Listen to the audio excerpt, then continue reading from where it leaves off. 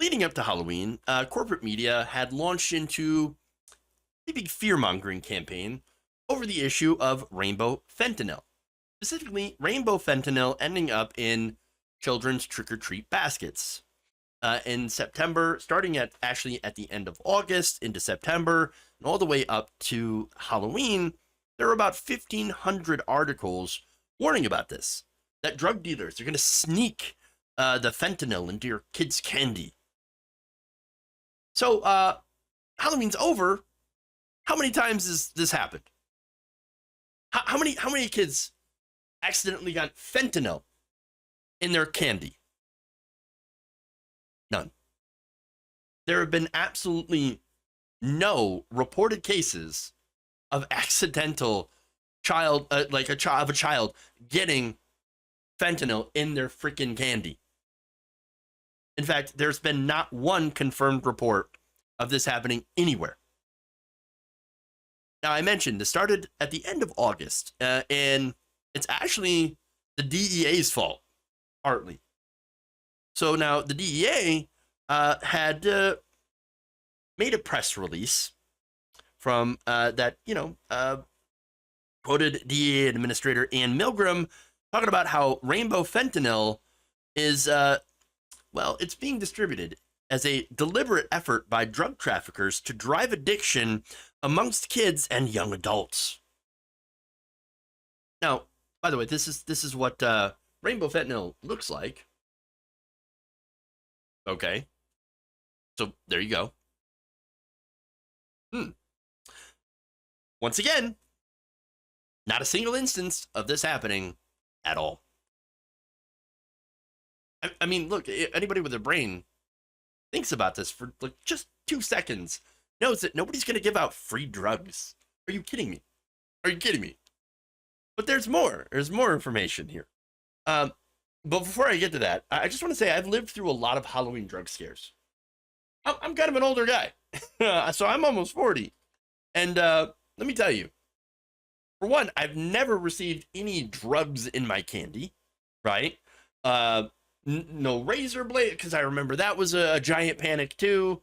The needles, I mean, there's no needles sticking out of your Snickers bar, okay? It didn't happen. Nobody's ever even tried to walk up to me and give me drugs.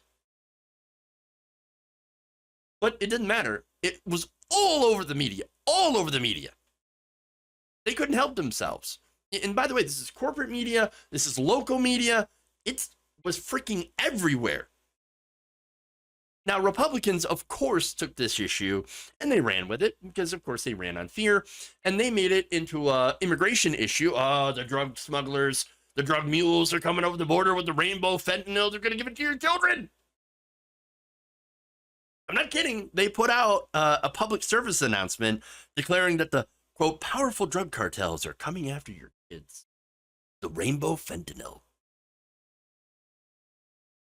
Look, let me tell you who the real drug cartels are, okay? Pfizer. Okay, Merck. All these drug companies, those are the drug cartels in this country. And why? Well, because they sit there and they bankrupt people for life-saving medications and make billions of dollars. And that's, by the way, after the taxpayers had subsidized the development of these life-saving medications. So come on. The Mercers, another good example. I mean, you had the family that pushed OxyContin on people, Purdue's. And so, look, I'm not saying that fentanyl isn't bad and you shouldn't be concerned about it. Of course, it is a dangerous drug and it is killing people. But you also have to be logical about this and not succumb to, the massive amount of fear mongering. Look, I recently talked about false claims that door handles were laced with fentanyl. And I'm pretty sure everybody's seen the videos of cops passing out because they happened to touch it. But the truth is, they scared themselves. Yet mainstream media continues to publish uncorroborated reports of fentanyl overdose just by touching it. And a survey of first responders in New York found that 80% of them believed that briefly touching fentanyl could be deadly. But that's, again, not the reality. According to the American College of Medical Toxicology and the American Academy of Clinical Toxicology, who issued a joint report back in 2017, pushed back against this. And, that was a long time ago. And we're still seeing these stories of fentanyl. They asserted the risk of fentanyl overdose via incidental transdermal exposure is very, very low. And as far as breathing it in, it would take 200 minutes of breathing fentanyl at the highest airborne concentrations to yield a therapeutic dose. Not a potentially fatal one. And in the very unlikely event of a substantial exposure by either means, the slow onset of opioid toxicity would allow for sufficient time to detect and reverse said toxicity. So, those are the facts. Media, again, has been overhyping the story about rainbow fentanyl. It was covered on ABC's Good Morning America, CBS Mornings, and received heavy rotations on, unsurprisingly, Fox News. Funny enough, speaking of Fox News, there was one person on Outnumbered that actually pushed back against this. I'm surprised, and it was Kennedy, of all people. In an October 7th episode, she correctly noted that drug dealers made money by selling drugs, not giving it away for free. Oh my God, this is someone who actually understands how the market works.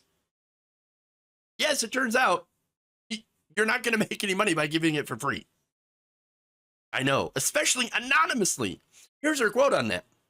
I don't necessarily think these are targeting children because they're actually too expensive. No one's going to hand out fentanyl pills on Halloween by the dozens because they are so expensive.